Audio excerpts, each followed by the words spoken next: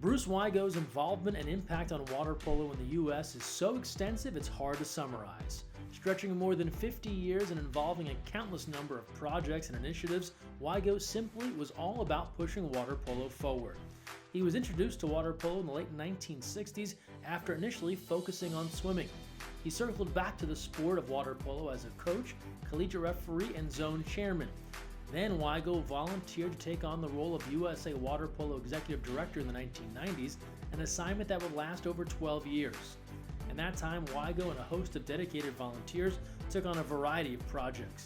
He played a key part in a new training facility for Team USA in Los Alamitos, helped identify coaching staffs for the senior national teams, while also looking to boost membership. He assisted in sport education and sport growth, including efforts to see women's water polo included in the Olympic Games, which occurred in the year 2000. He hasn't strayed far from the sport or the aquatics world, serving as CEO of the International Swimming Hall of Fame for a dozen years, and more recently, working as a consultant to various aquatic-related organizations and museums. My dad was always very passionate about water polo, whether it was when he was a referee or a coach or running US Water Polo.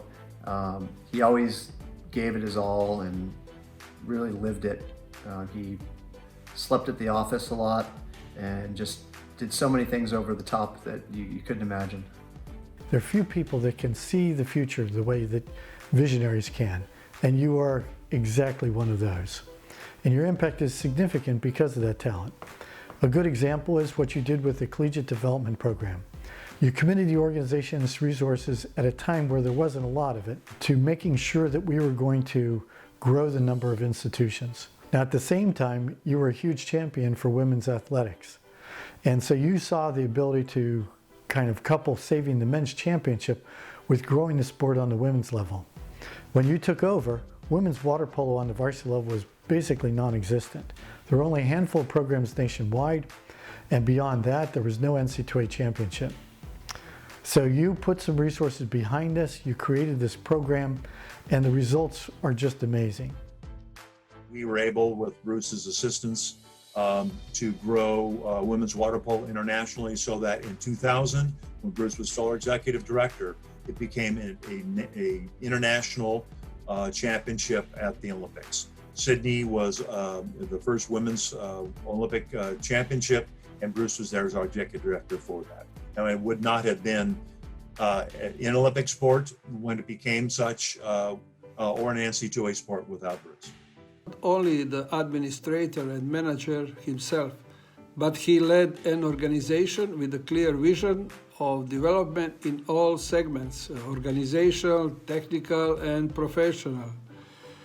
Dedicated to his work with exceptional work ethics, he showed the great potential in innovation and promotion of water polo, and we saw that he was also helping the development of complete water polo movement in the United States and around the world.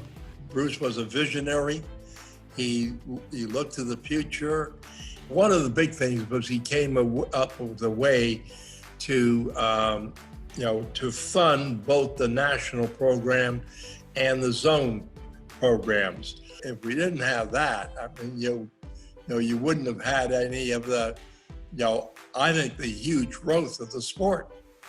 You were willing to do any job, no matter how small, make any sacrifice, and launch any kind of idea to be able to turn the organization around.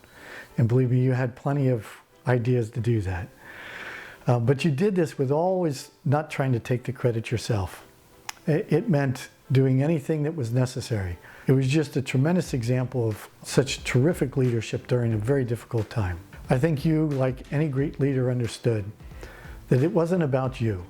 It was about the organization, and you always put that forward. No matter what Bruce has undertaken, first in water polo as our first executive director, then for I think another 13 years as the International Swimming Hall of Fame CEO and president. He was able to grow that organization when it was in dire straits and put it on strong financial funding. He was the consummate professional. He was the face of aquatic sports. As tireless as he was for water polo, he was even more focused and dedicated to his sons, what their success needed to be and what they needed to be successful.